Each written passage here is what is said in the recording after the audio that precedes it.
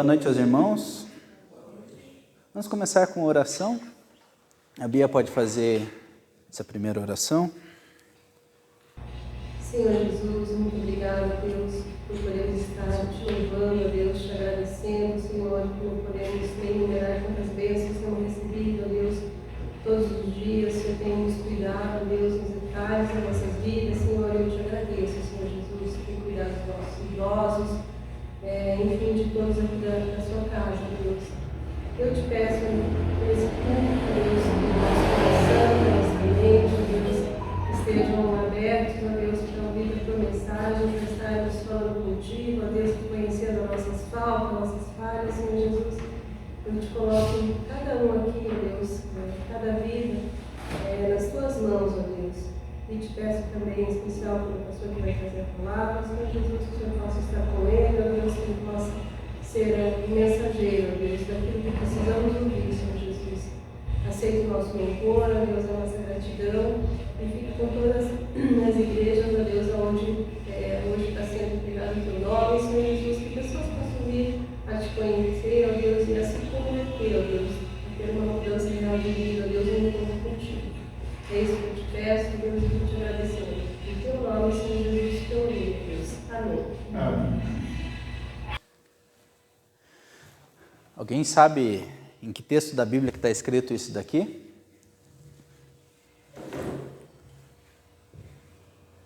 Isso daqui foi o anúncio de Gabriel a Maria. Quando o anjo Gabriel apareceu, ele disse para ela: descerá sobre ti o Espírito Santo e o poder do Altíssimo te envolverá. Anunciando assim a vinda de Cristo Jesus. E essa promessa, nessa letra, nesse contexto, a nós se aplica no dia de Pentecostes, no dia de culto, quando nos reunimos em nome do Senhor. Descerá sobre ti o Espírito Santo e o poder do Altíssimo te envolverá. E cremos nisso, cremos que o Espírito está presente, o Espírito está em nós. Nós estamos louvando a Deus por aquilo que Ele fez na cruz. Estamos adorando ao Pai pelo que Ele é. Nós louvamos e adoramos a Deus com toda a nossa força, com toda a nossa devoção, com o Espírito Santo. A função do Deus Espírito Santo é engrandecer o trabalho de Cristo, é reconhecer o trabalho que Cristo teve na nossa salvação.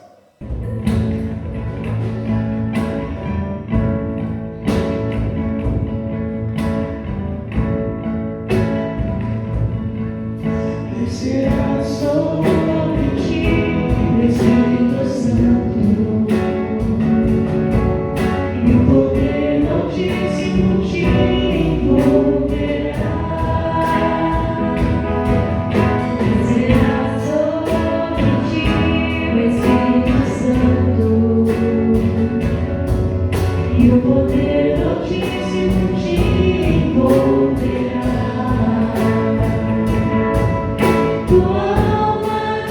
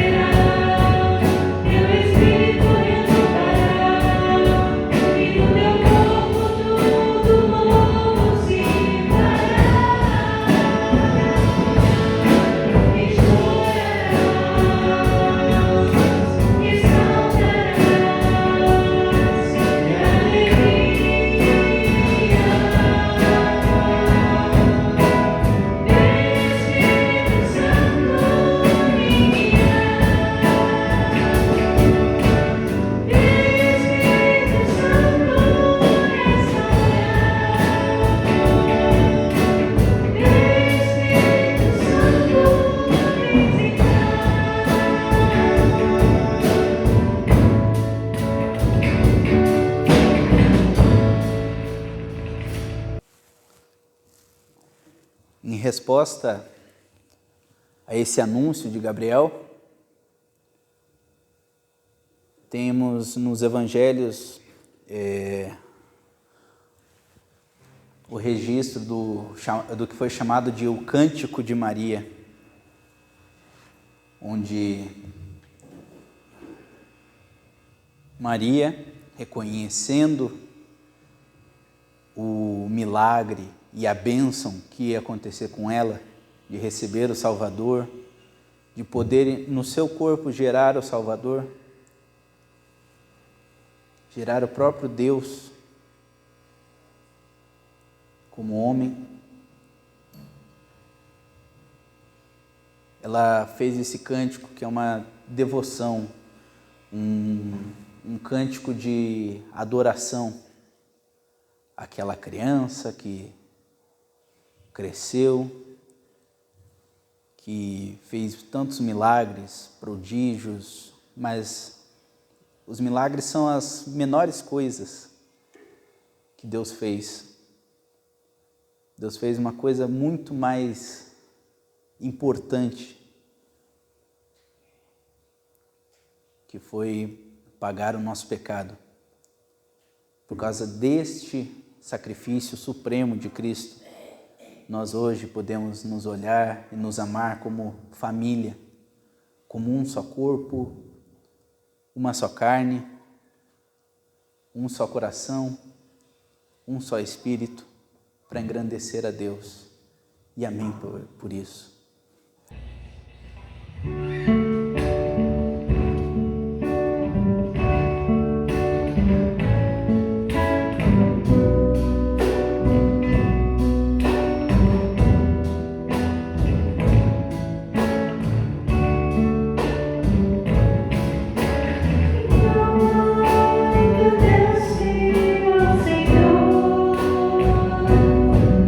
Meu espírito se alegra.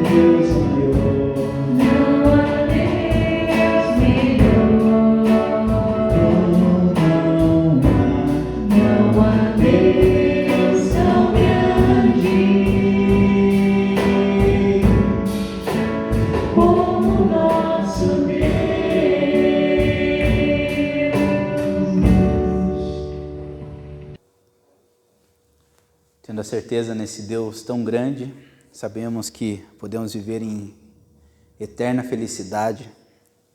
Não importa a dificuldade, não importa o obstáculo que esteja na nossa vida. O Senhor,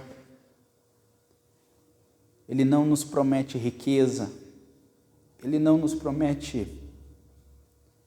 prazeres, Ele não nos promete nenhum tipo de conforto, Ele não nos promete nada para esse mundo, porque nós não somos daqui. Nós temos um reino celestial, um reino que está preparado para nós, em que o Senhor está esperando que no devido tempo nós possamos ser levados até a presença, até o santíssimo lugar no céu, para que vivamos o resto da eternidade com o Senhor, com Deus. E lá nós iremos trabalhar a todo instante no louvor a Deus. Amém? Amém. Vou encontrar todos vocês lá? Amém. Amém.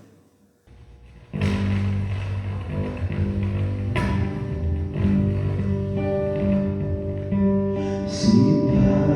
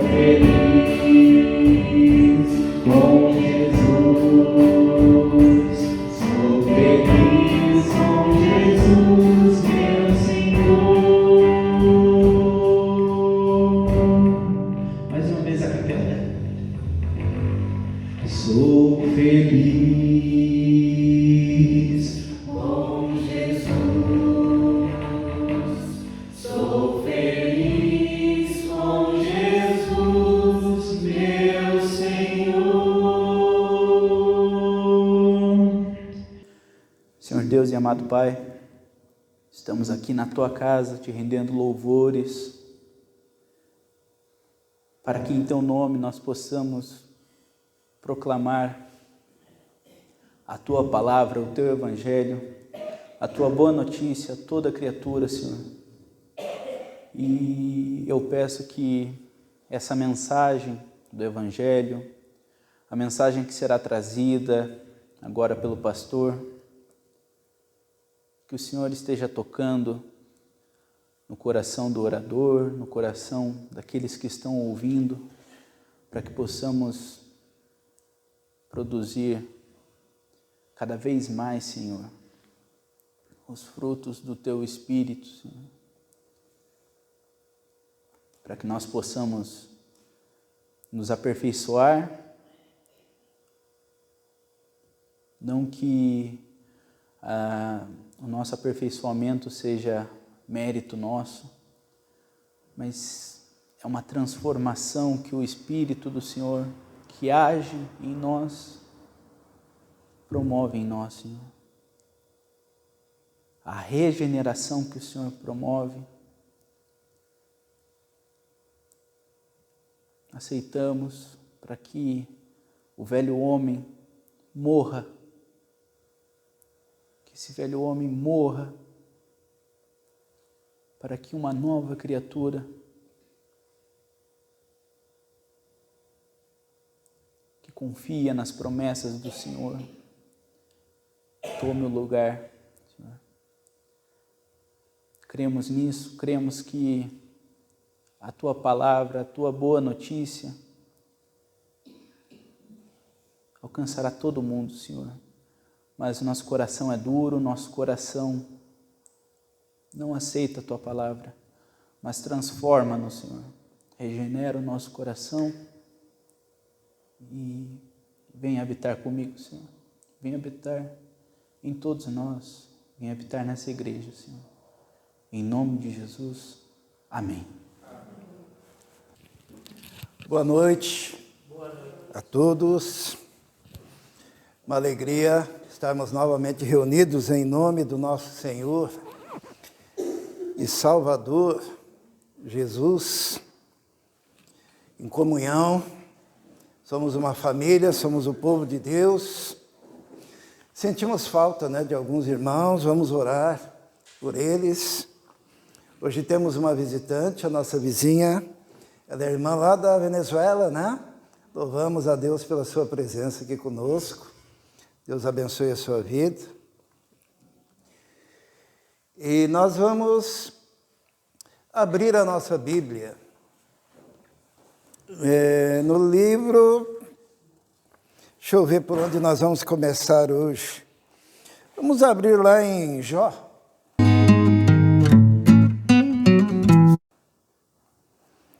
Mantenha sua Bíblia aberta, nós vamos ler diversos textos. Então eu convido que os irmãos continuem com as suas Bíblias abertas e acompanhem os textos que estaremos lendo no dia de hoje. Jó capítulo 1, capítulo 1.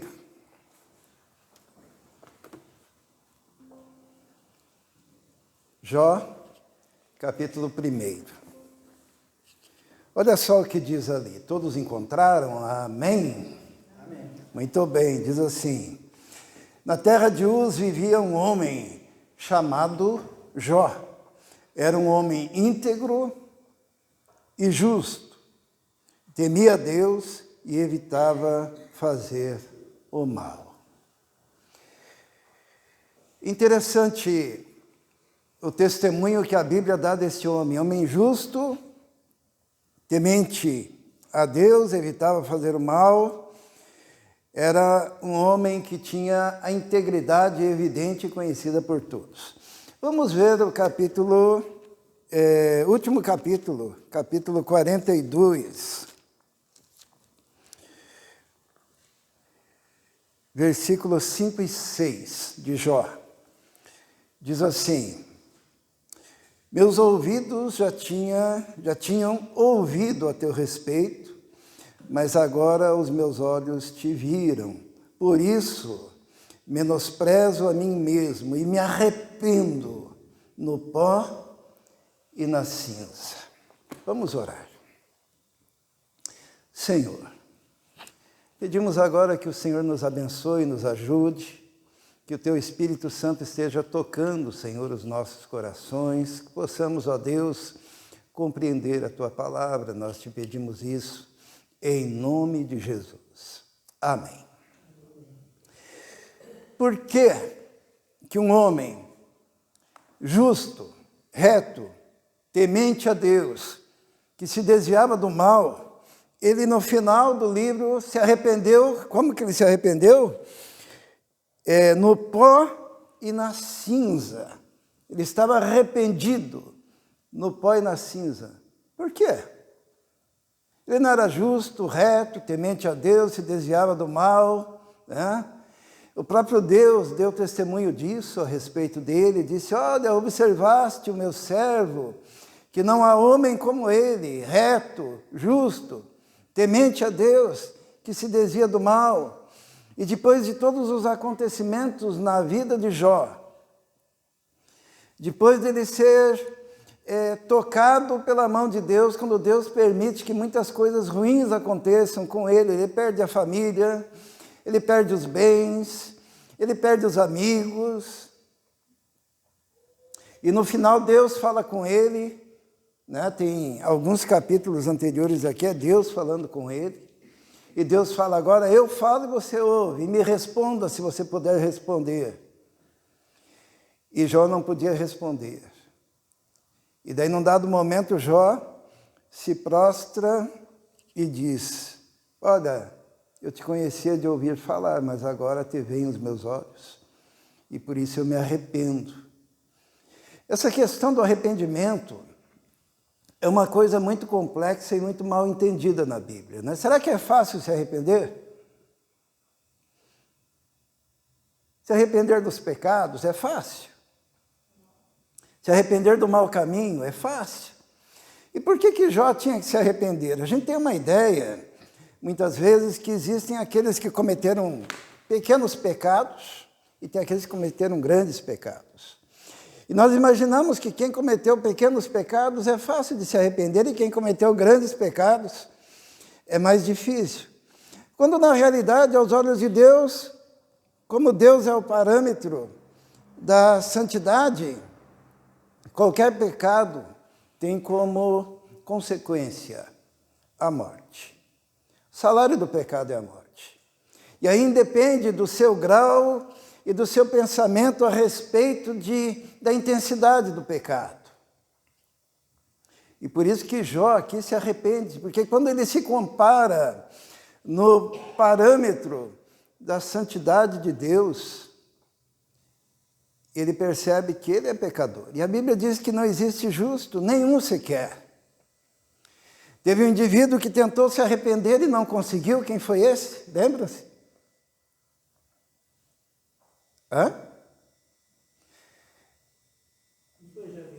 Esaú, né? Lembram da história dos gêmeos, né? Jacó e Esaú. Aquele que vendeu o seu direito de primogenitura, né? Ele trocou o seu direito, a sua bênção, por um prato de lentilhas. E lá no livro de Hebreus diz que ele buscou o arrependimento de ter rejeitado a bênção e buscou até com lágrimas e não conseguiu se arrepender.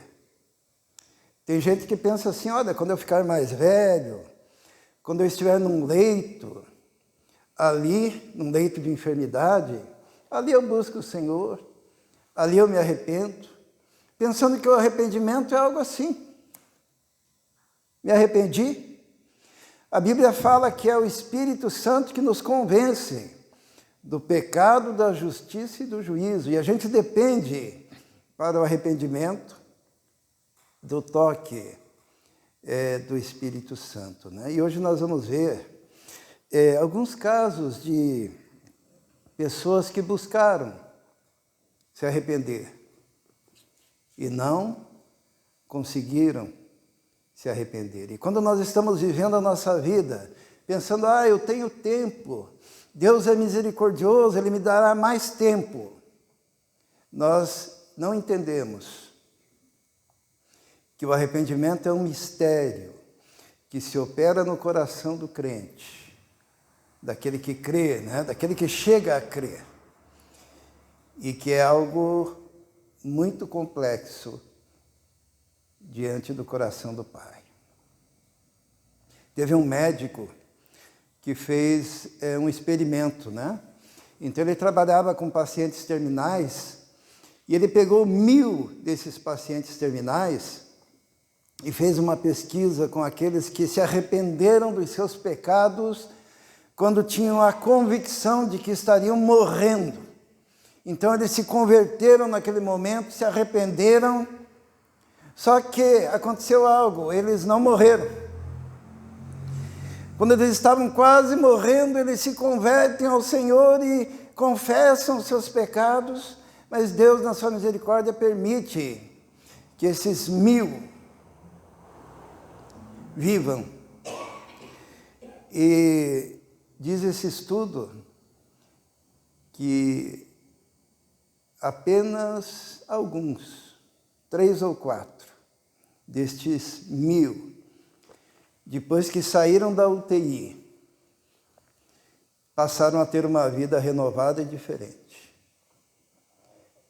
Porque aquele arrependimento no leito de morte não era verdadeiro.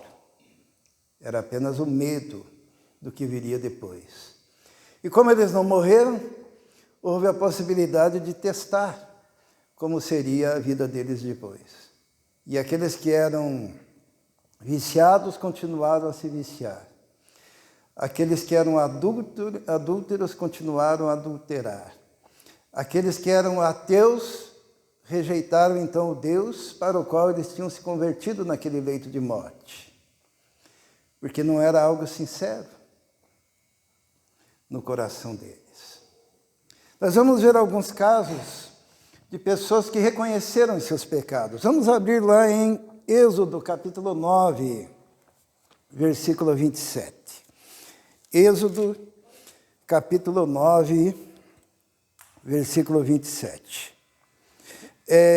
O que aconteceu aqui em Êxodo era que Deus havia mandado...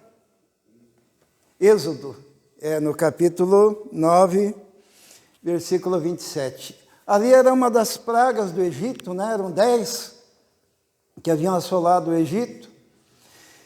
E era a praga do granizo. Então começou a cair chuva de pedra, e relâmpago e vendaval, as casas começaram a tremer. E dentro desse contexto, vamos ler um pouquinho antes, né?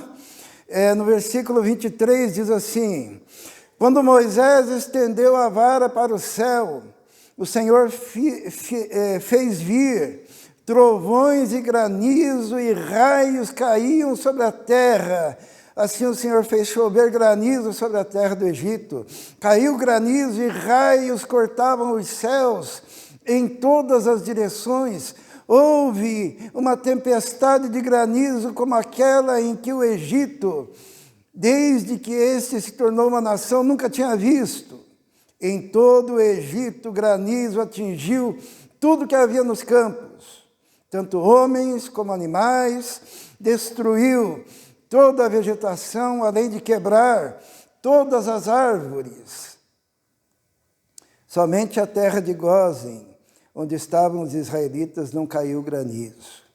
Então o faraó mandou chamar Moisés e Arão e disse-lhe: pequei.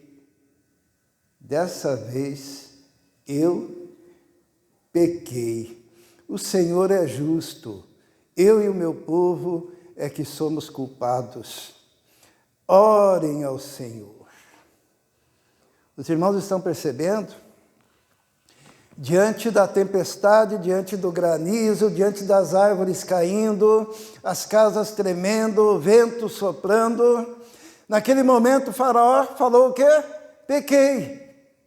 Nós somos pecadores, o meu povo é pecador, o teu Deus é santo. Porque era um momento em que o faraó queria os benefícios da comunhão com Deus. Alguém aqui já passou por uma tempestade dessas? Eu e a minha mãe já passamos, né? Nós morávamos numa casinha assim que tremia quando passava o avião assim por cima.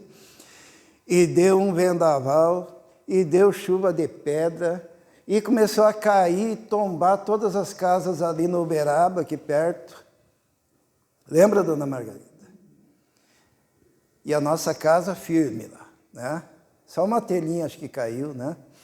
E todas as casas literalmente viradas, de ponta cabeça, ao redor. E é uma coisa terrível. E o faraó, diante dessa situação, o que ele falou? Pequei. Foi sincero. Logo em seguida, quando acabou aquele problema, ele voltou a escravizar o povo de Deus e não deixou que o povo de Deus fosse embora do Egito. Diz a palavra de Deus que Deus endureceu o coração do faraó. Os irmãos sabem o que é endurecer o coração do faraó? Deus ele usa constantemente a cultura do povo ao qual ele está falando. E havia uma cultura no meio do Egito que era a seguinte: quando morria o faraó, eles embalsamavam, tiravam os órgãos internos, e a única coisa que ficava na múmia era o coração. Porque eles acreditavam que lá na outra vida, depois que fosse colocado o faraó lá no seu sarcófago, na outra vida havia uma balança, onde de um lado colocava o coração do faraó, e do outro lado colocava a imagem de um Deus. E se o coração da pessoa que estivesse sendo pesado fosse mais pesado do que aquele Deus, aquela pessoa iria sofrer o que é equivalente para nós ao inferno. Mas se o coração fosse leve e a estátua, a imagem daquele Deus fosse pesada, aquela pessoa então iria para o equivalente ao nosso paraíso. E Deus usou isso dizendo assim que Deus, o quê? Endureceu o coração do faraó. Deus, uma das traduções possíveis é Deus pesou o coração do faraó, para mostrar que ele era culpado. E culpado por quê? Porque rejeitava a Deus. Porque cada vez que alguém rejeita Deus, o seu coração fica mais duro e mais pesado. Coisa terrível é ouvir a voz de Deus e rejeitar a voz de Deus. Coisa terrível é ler a Bíblia e rejeitar a Bíblia. Porque cada dia que você rejeita a Bíblia, o teu coração fica mais duro. Cada dia que você rejeita a Bíblia, principalmente quando Deus se manifesta, como se manifestou aqui no Egito, o coração fica mais duro, os olhos ficam mais cegos. E é por isso que aquele que constantemente rejeita, no final, terá dificuldade para se arrepender, que estará mais distanciado do Senhor. Um exemplo disso é Cafarnaum. Jesus morou em Cafarnaum, lembram? E o que Jesus falou? Jesus disse assim: ai de ti, Cafarnaum, ai de ti, Betsaida, porque se em Sodoma tivessem se realizados os milagres que se operaram aqui, há muito teriam se convertido. Porque Jesus estava presente lá. E cada vez que você ouve a palavra e rejeita, cada vez que o Espírito Santo te toca e você rejeita, cada vez que você é convencido da palavra de Deus, mas você rejeita, o teu coração fica mais pesado e endurecido. Isso aconteceu ao coração do faraó, que acabou, que depois veio mais uma praga. Vamos ler ali, né? Deus mandou os gafanhotos. No capítulo 10, versículo 16, diz assim: o faraó mandou chamar Moisés e Arão. Imediatamente disse-lhe, o quê? Pequei contra o Senhor, o seu Deus, e contra vocês. Agora perdoem ainda mais essa vez o meu pecado e orem ao Senhor, o seu Deus, para que leve essa praga mortal para longe de mim. A pessoa vive se arrependendo, né? Um pouquinho antes, pequei, me perdoe, o Deus de vocês é verdadeiro. Daí, quando passou a tempestade, ele endureceu. Daí vieram os gafanhotos e o que ele disse? Pequei contra o Senhor, ore por mim, me perdoe. E mais uma vez, logo em seguida, a pessoa continuou nos seus próprios caminhos. Que coisa terrível é não haver arrependimento genuíno e sincero no coração. Sabe que isso é uma coisa terrível, principalmente para filhos de pastor? Há quanto tempo os nossos filhos ouvem a palavra de Deus? Tá? Há quanto tempo? Quanto mais você recebe, maior é a sua responsabilidade diante de Deus. E mais difícil é um arrependimento postergado, deixado para depois. Tem gente que fala assim, eu vou curtir a vida. Quando estiver bem velhinho, eu me arrependo. E terrível coisa é fazer isso. Nós vamos abrir num outro caso, em Josué, no capítulo 7, versículo 20. Josué 7, 20. Nós estudamos isso recentemente, é o pecado de Acã, né? E para nós entendermos o que acontece aqui, é que no Antigo Testamento tinha pena de morte. Como existe nos Estados Unidos, existe em outros lugares, né, a pena de morte, a pessoa vai para o corredor da morte. E no Antigo Testamento, dependendo do pecado que a pessoa cometia, ela era condenada à morte. E a justiça se estabeleceria nela mesmo que ela se arrependesse. Mesmo que ela se arrependesse. Porque era uma questão estatal. E foi o que aconteceu com Acã. Os irmãos se lembram que era proibido pegar o anátema, né? E o Acã, ele viu uma capa babilônica lá em Jericó, ele viu ouro, ele viu prata, pegou tudo aquilo, levou para casa e enterrou na sua tenda, até que foi descoberto que ele tinha cometido pecado. E isso que nós vamos ler agora, a partir do versículo 19, diz assim: então Josué, no capítulo 7, versículo 19, então Josué disse a Acã: meu filho, para a glória do Senhor, o Deus de Israel, diga a verdade, conte-me o que você fez, não me esconda nada.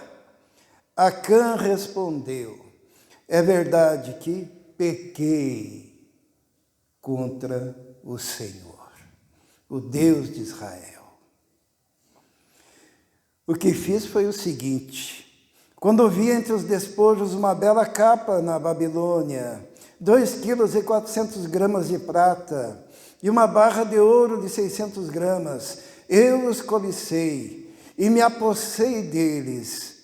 Estão escondidos no chão da minha tenda, com a prata por baixo. Josué enviou alguns homens que correram à tenda de Acã. Lá estavam escondidas as coisas, com a prata por baixo. O que eu quero frisar está no versículo 20, quando Acã diz: pequei contra o Senhor. E é interessante o carinho com o qual Josué fala com Acã, né? Ele diz assim: meu filho, para a glória do Senhor, versículo 19, o Deus de Israel, diga a verdade, conte-me o que você fez, não me esconda nada. E ele disse: pequei. Mas, pena de morte, aquele homem, com tudo que ele tinha, o juízo se cumpre e eles são apedrejados. Alguns estudiosos dizem que Acã foi perdoado por Deus. Mas isso não tirou as consequências daquilo que ele fez. Alguns outros estudiosos dizem que Acã não foi perdoado e foi condenado eternamente pelo pecado que cometeu. Eu particularmente acredito que ele foi perdoado, porque diz assim no versículo 25, disse Josué: por que você nos causou essa desgraça? Hoje o Senhor lhe causará desgraça. Hoje implica em um dia. Me parece que a desgraça de Acã foi naquele dia, onde ele foi apedrejado com toda a sua família. Mas que depois, na eternidade, tendo ele se arrependido, pode ter sido salvo. Mas o importante nesse texto é que existem pessoas que vão passar por uma situação de morte, aonde quem fica como nós, não saberemos se a pessoa foi salva ou não. Existem pessoas que no estado terrível, na hora da morte, clamam, pedem, imploram ao Senhor por perdão dos pecados.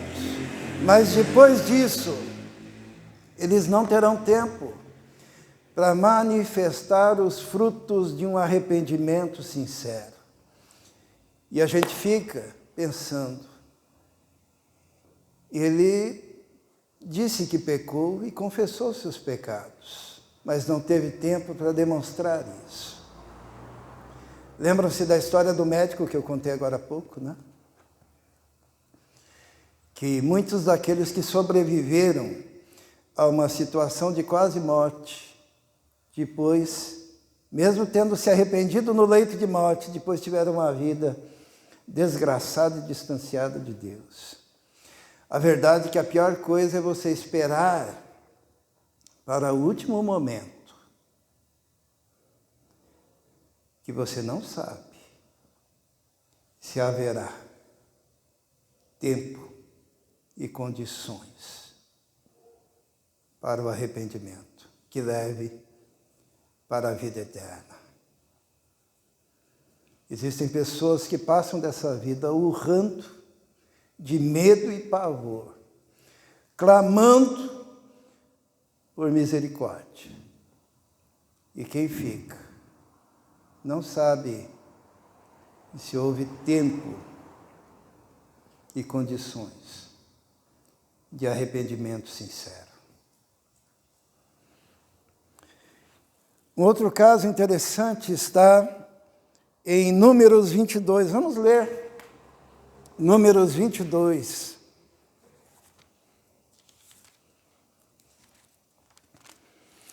Todo mundo conhece a história de Balaão. Balaão era um profeta esquisito, um profeta que consultava Deus, mas que também consultava os mágicos. E Balaão foi contratado para amaldiçoar o povo de Deus, e ele sabia que o povo de Deus era um povo abençoado e que não haveria maldição para o povo de Deus, mas como ofereceram para ele dinheiro, riquezas, ele sentiu-se tentado em amaldiçoar o povo de Deus. Até que ele quase morreu naquele episódio da mula, né? Ele foi repreendido por uma mula, e no capítulo 22, versículo 34, ele diz assim: Balaão disse ao anjo do Senhor: pequei, não percebi que estavas parado no caminho para me impedires de prosseguir. Agora, se o que estou fazendo te desagrada, eu voltarei. Balaão foi um indivíduo que se arrependeu de algo que ia fazer, só que esse arrependimento fez com que ele fosse até aquele que queria pagar para amaldiçoar o povo de Deus e ensinasse a ele como fazer para que o povo fosse derrotado. Ele usou o seu conhecimento teológico para ensinar a amaldiçoar o povo de Deus. Ele próprio não amaldiçoou, mas ensinou os inimigos de Deus como fazer o povo se tornar maldito pelo pecado. Muito embora ele tenha se arrependido e dito: pequei, porque estava indo nesse caminho, mas se o Senhor me manda voltar, eu voltarei. Só que a artimanha dele foi a seguinte: eu não vou amaldiçoar, mas eu ensino alguém a fazer isso. É uma sutileza bem moderna, né? Eu não sujo as minhas mãos, mas eu ensino alguém para que a possa sujar. Será que o arrependimento de Balaão foi sincero? Pequei. Era um homem que vivia em duplicidade. Quando a gente olha lá no capítulo 24 de Números, diz assim: quando Balaão viu que agradava ao Senhor abençoar Israel, não recorreu à magia como nas outras vezes, mas voltou o rosto para o deserto. Ele era uma pessoa envolvida com Deus, envolvida com magia. Ela era uma pessoa envolvida com a profecia e envolvida também com as coisas pagãs, porque o objetivo dele era o lucro, em qualquer circunstância. E mesmo o seu arrependimento em relação ao pecado era um arrependimento falso. Vamos ver outro caso, 1 Samuel, capítulo 15. Em 1 Samuel, no capítulo 15, nós encontramos mais um que se arrependeu. O nome dele é Saul, capítulo 15, versículo 24.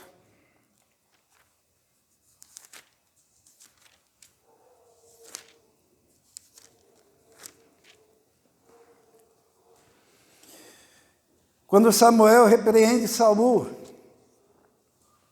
Samuel, no versículo 22, vamos ler a partir do 22. Samuel, porém, respondeu: acaso tem o Senhor tanto prazer em holocaustos, em sacrifícios, quanto em que se obedeça a sua palavra? A obediência é melhor do que o sacrifício, e a submissão é melhor do que a gordura de carneiros, pois a rebeldia é como o pecado da feitiçaria, e a arrogância como o mal da idolatria. Assim como você rejeitou a palavra do Senhor, ele o rejeitou como rei. Pequei, disse Saul, violei a ordem do Senhor e as instruções que tu me deste. Tive medo dos soldados e os atendi. Agora eu te imploro, perdoa o meu pecado, volta comigo, para que eu adore ao Senhor. Saul tinha desobedecido a Deus. Ele achava que o sacrifício, que a religião, que os rituais eram mais importantes do que a obediência. E Samuel, ele diz uma coisa que é muito interessante, ele diz que a rebeldia, isto é, quando você se rebela contra Deus, contra a palavra de Deus, a rebeldia é como o pecado da feitiçaria, é a mesma coisa. Você que vive uma vida de rebeldia, essa rebeldia é equivalente à feitiçaria. E também diz assim, e a arrogância, o orgulho, como o mal da idolatria. Se você é rebelde e orgulhoso em relação à palavra de Deus, você é semelhante a um feiticeiro, você é semelhante a um idólatra. E quando Samuel fala isso para Saul, Saul diz assim: pequei, eu pequei, violei a ordem do Senhor, tive medo, eu imploro, perdoa o meu pecado. E Samuel foi embora, né? E Deus parou de se manifestar para Saul. E o que Saul fez? Será que ele estava arrependido mesmo? Vamos ler ali no capítulo 28, versículo 6. E vamos ver se ele estava arrependido, porque ele pediu com tanta intensidade o perdão, né? No capítulo 28, versículo 6, diz assim: ele consultou, 1 Samuel 28, 6, ele consultou o Senhor, mas este não lhe respondeu, nem por sonhos, nem por Urim, nem por profetas. Então Saul disse aos seus auxiliares: procurem uma mulher que invoca espíritos, para que eu a consulte. Será que Saul tinha se arrependido?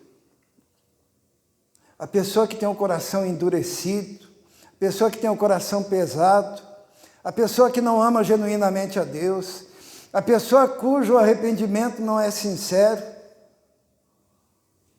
é só esperar um pouco. Como Deus não estava atendendo mais a Saul, ele disse: procurem uma pitonisa, procurem uma feiticeira, uma mulher que invoca espíritos, porque se Deus não me atende, a médium irá me atender. Os irmãos estão vendo que não é da boca para fora que se diz assim: olha, eu pequei. Quantos até aqui falaram, né? Eu pequei. Nós vimos ali o Faraó dizendo: eu pequei. Nós vimos Balaão dizendo: eu pequei. Nós vimos Saul dizendo: eu pequei. Nós vimos Acã dizendo: eu pequei, se bem que no caso de Acã, nós não sabemos o que houve com ele depois, só Deus o sabe. Quem sabe a gente encontra ele no céu, né? Só para eu saber, quantos aqui acham que ele foi salvo? E quantos aqui acham que ele se perdeu? Só os dois são otimistas, né? Os outros não querem se comprometer. É o que acontece quando a pessoa deixa para a última hora o seu arrependimento. Com a família sem saber. Não é verdade? Nós vamos ver mais um caso que está lá em 2 Samuel 12, 12. 2 Samuel 12, 12.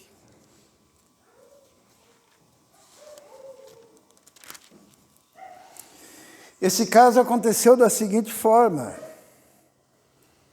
É 12, 13, na verdade. É 2 Samuel 12, 13. Aqui nós encontramos o caso de Davi. Davi tinha cometido adultério com Batseba, mulher do seu amigo, e tinha mandado Urias para o campo de batalha, onde Urias morreria. Então Davi tinha pecado, cometido o adultério e tinha cometido um homicídio. E estava bem tranquilo. Até que o profeta Natã chegou, teve que contar uma parábola para ele. E depois que Natã conta a parábola, Davi então diz o quê? No versículo 13. Então Davi disse a Natã: pequei contra o Senhor. Pequei contra o Senhor. Será que o arrependimento de Davi foi sincero? Foi, né? Ele fez até o Salmo 51. Vamos ver o Salmo 51, que mostra o que é um arrependimento sincero, né? No Salmo 51, Davi está confessando o seu pecado. E ele diz assim: tem misericórdia de mim, ó Deus, por teu amor, por tua grande compaixão, apaga as minhas transgressões, lava-me de toda a minha culpa, purifica-me do meu pecado, pois eu mesmo conheço as minhas transgressões, o meu pecado me persegue, contra ti, somente pequei. De modo que é justa a tua sentença, e tens razão em condenar-me. Sei que sou pecador, desde que nasci, desde que me concebeu minha mãe. Sei que desejas que a verdade esteja no íntimo e no coração me ensinas a sabedoria. Purifica-me com esopo, ficarei puro, lava-me, e mais branco do que a neve serei. Faze-me ouvir um novo júbilo e alegria, e os ossos que esmagaste. Esconde o rosto dos meus pecados, apaga a minha transgressão, cria em mim um coração puro, renova-me dentro de mim. Não me expulse da tua presença, não me retires o Espírito Santo, devolva-me a alegria da salvação. Olha o que é arrependimento. Lembra do arrependimento do faraó? Logo em seguida continuou do mesmo jeito. Lembra do arrependimento de Balaão? Logo em seguida foi consultar os magos. Lembra do arrependimento de Saul? Também foi consultar a mulher dos espíritos malignos. Lembram-se do arrependimento de Acã? A dúvida. Mas e o arrependimento de Davi? A diferença do arrependimento sincero e verdadeiro é que a pessoa que se arrepende, ela tem um coração quebrantado e contrito. E Davi, ele diz isso no versículo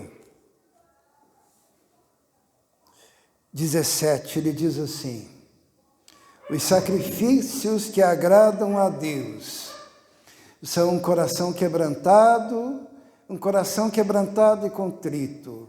Ó Deus, não desprezarás. Arrependimento não é religiosidade, arrependimento não é ritual, arrependimento não é um conjunto de frases e palavras vazias, mas arrependimento é dor na alma porque afrontou ao Deus vivo. Quando você peca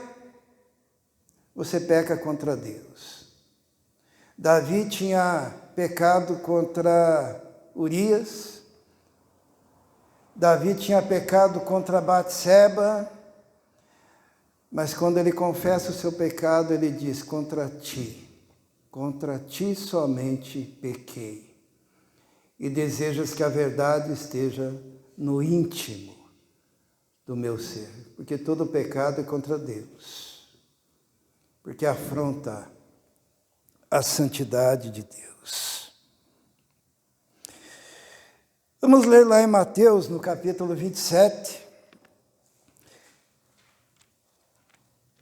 Mateus, capítulo 27. Mais um que disse, pequei, né? No versículo 3, a partir do versículo 3. Mateus 27, 3, diz assim: quando Judas, que o havia traído, viu que Jesus fora condenado, foi tomado de remorso e devolveu aos chefes dos sacerdotes e aos líderes religiosos as 30 moedas de prata. E disse: pequei, pois traí sangue inocente. E eles retrucaram: que nos importa, a responsabilidade é sua. Então Judas jogou o dinheiro dentro do templo e, saindo, foi e enforcou-se. Será que ele se arrependeu? Sentiu remorso, mas não se arrependeu. Sentiu o pecado correndo o seu interior, a sua alma, a sua consciência, o seu ser, mas não achou lugar de arrependimento, mesmo tendo vivido 3 anos ao lado de Jesus, ouvindo Jesus, aprendendo com Jesus, vendo os milagres de Jesus. Não conseguiu se arrepender. Seu coração se tornou duro e pesado, como o coração de Faraó.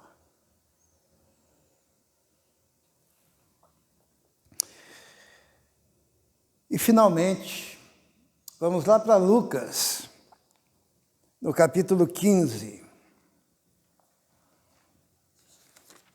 versículo 21. Todos conhecem a parábola do filho pródigo, né? O filho pródigo foi para um lugar distante, gastou toda a herança do pai, foi obrigado a comer as bolotas do porco, ele desejava comer e se alimentar daquelas bolotas. E quando ele estava lá numa situação de pobreza absoluta, distanciado da casa do pai, ele resolve voltar. E diz a palavra de Deus que ele pega e ele praticamente decora um discurso que está no versículo 18 do capítulo 15. Ele diz assim: eu me porei a caminho e voltarei para o meu pai e lhe direi: Pai, pequei contra o céu e diante de ti, não sou digno de ser chamado teu filho, trata-me como um dos teus empregados. E aquele rapaz, então, ele começou a andar, ele começou a caminhar no sentido da sua casa. Ele estava distante, passou pelos mais diferentes caminhos, e quando ele chega lá no alto da colina e vê a casa do seu pai, ele deve ter pensado: será que o pai me aceitará? Ele olha aquela casa onde ele cresceu, ele olha aquele quintal onde ele brincou, e ele pensa: será que meu pai me aceitará? Será que ele está vivo? Será que a minha mãe está viva? O meu irmão com o qual eu brinquei, o que será que se passou com ele? E eu fico imaginando aquele pai olhando pela janela, e ele vê aquele vulto lá longe, ele reconhece que é o filho dele, E aquele rapaz lá pensando, será que eu vou, será que eu não vou? Meu pai não vai me perdoar. E quando ele já quer dar a volta e ir embora, aquele pai chega e o abraça, e o beija, e diz, meu filho. E ele diz para o pai, pai, pequei contra o Senhor, já não sou digno de ser chamado seu filho. E antes que ele termine o discurso, aquele pai coloca a mão na boca daquele rapaz e diz, não, não fale isso. E ele manda vir os empregados trazer uma roupa, sandálias, um anel. Ele diz, esse é meu filho que estava morto, estava perdido. E agora está aqui. Tudo porque ele resolveu dizer, pai, pequei contra o céu e diante de ti. Tem um escritor que fala que as pernas daquele pai que correu ao encontro do filho eram pernas de misericórdia. Os braços que abraçaram aquele filho eram braços de misericórdia. A boca que beijou aquele filho era uma boca misericordiosa. Porque quando há arrependimento sincero, o Pai, Ele nos recebe novamente na sua casa. Mas percebam que nem todos conseguem chegar ao arrependimento. O arrependimento é aquele momento em que o Espírito Santo toca o coração e que você, mais do que depressa, tem que dizer, sim, Senhor, sim, sim, eu quero. Eu quero. Porque quando você deixa para depois, pode acontecer o que aconteceu ao faraó. Pode acontecer o que aconteceu a Balaão. Pode acontecer o que aconteceu a Saul. Pode acontecer o que aconteceu a Acã. Mas conosco, que cremos e que temos o coração contrito, o Pai recebe, salva, liberta, transforma.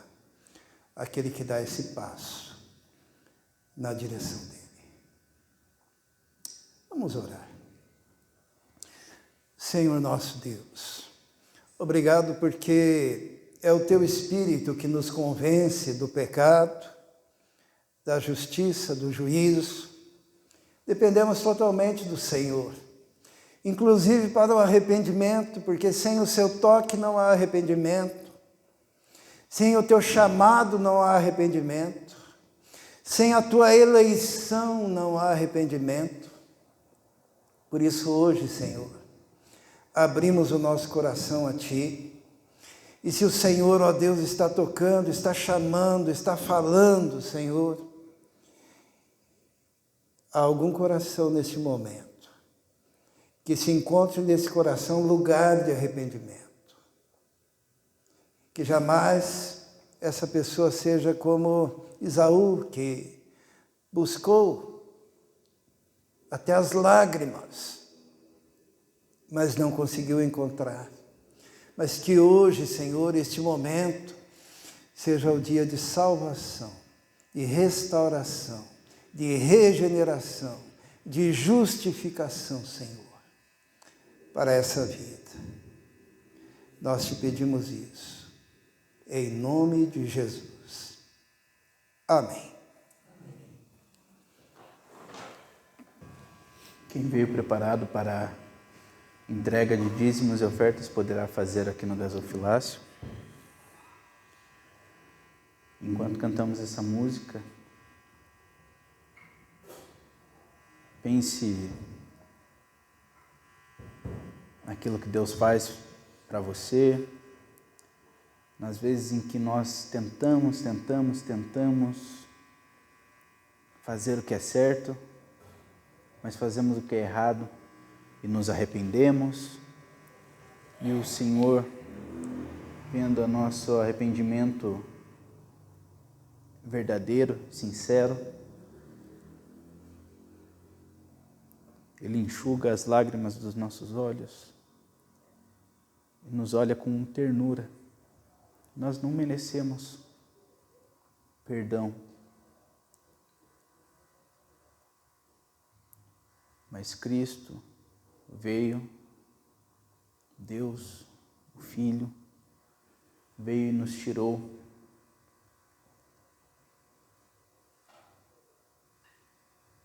o juízo do pecado, que é a morte. E isso não é uma permissão para errar ou para pecar. Isso é uma oportunidade que nós temos de renunciar à nossa própria vida,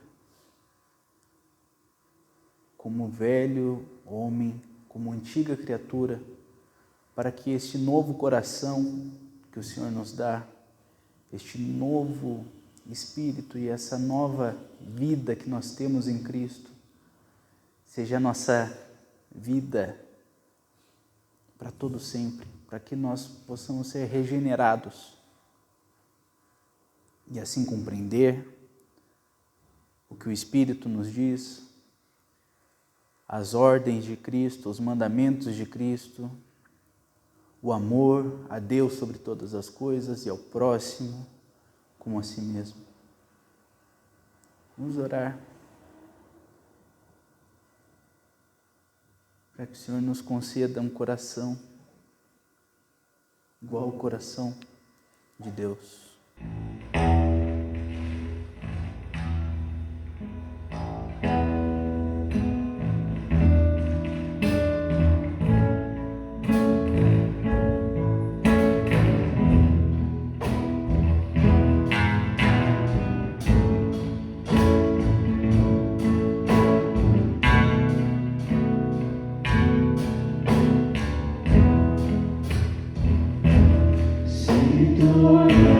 Senhor,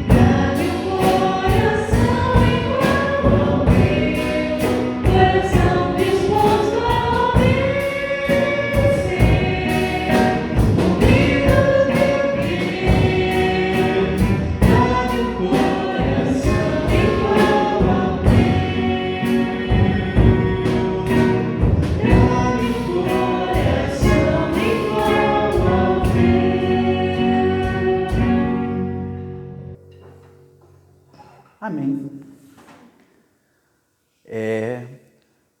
Como é que é o seu nome? Perdão? Ceci.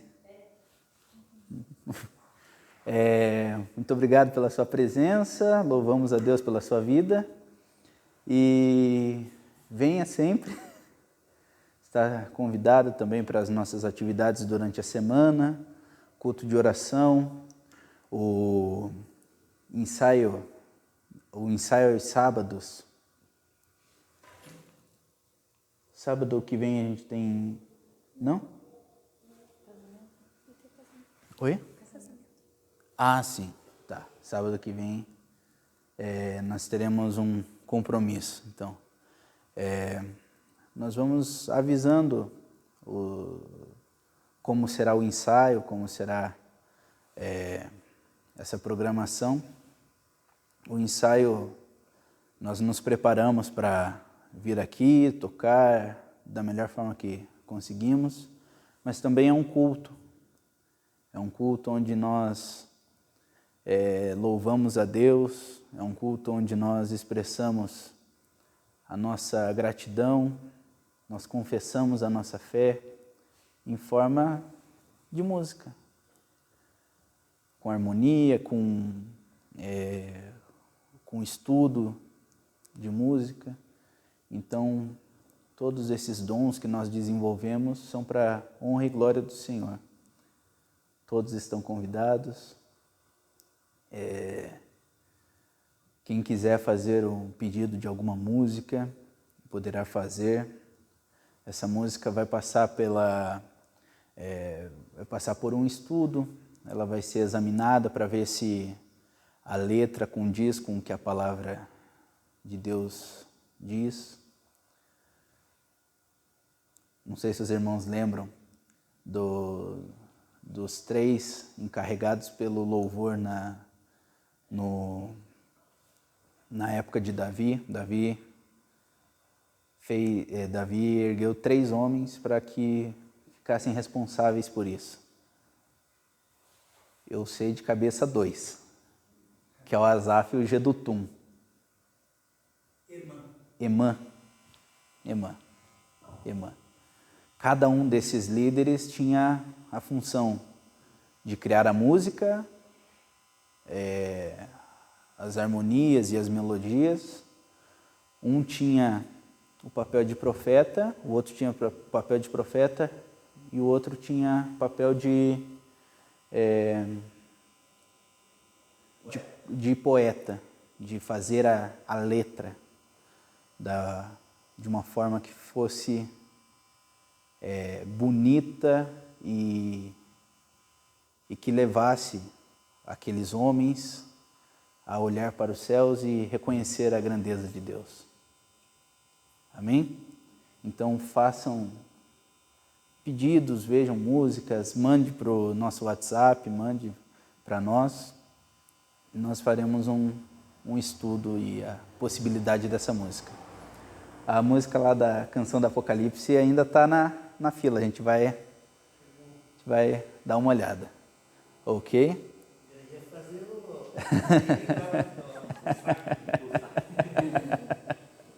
Tá certo, então. Vamos nos colocar de pé. Convido o pastor para fazer a oração e a bênção apostólica. No caso do Ministério do Louvor lá em Israel, o Emã era o profeta, né? Hoje a gente chamaria o teólogo da época. O Gedutum era o músico e o Asaf era o compositor, né? São 3 coisas que precisa. É interessante que hoje nós vivemos uma época que o mais importante que é mesmo? A última coisa que pensa é que precisa de um teólogo para as músicas, né? Porque o cara tem que tocar bem e a poesia tem que ser agradável aos ouvidos, né? E a teologia fica por último, né? Tanto que tem cada coisa sendo cantada, coisas terríveis, né? Não aqui, graças a Deus, né? A gente vê muita coisa que não passa pelo crivo das Escrituras. Bom, vamos orar. Senhor, Muito obrigado pela bênção que temos de estarmos na tua casa, em teu nome, reunidos para te adorar e te servir. Obrigado porque um dia fomos alcançados pela sua graça e o teu Espírito nos tocou, nos convencendo do pecado, da justiça e do juízo. Obrigado porque fomos chamados das trevas para a luz, para o teu reino, para a tua família. Nós te louvamos por isso. Pedimos agora a proteção durante essa semana. Cuida de cada um de nós, ó Deus, nós pedimos. E que a graça do nosso Senhor e Salvador Jesus Cristo, o amor de Deus, o Pai, a comunhão do Espírito Santo esteja com todos nós agora e para todos sempre. Amém. Dê um abraço no seu irmão, Deus abençoe.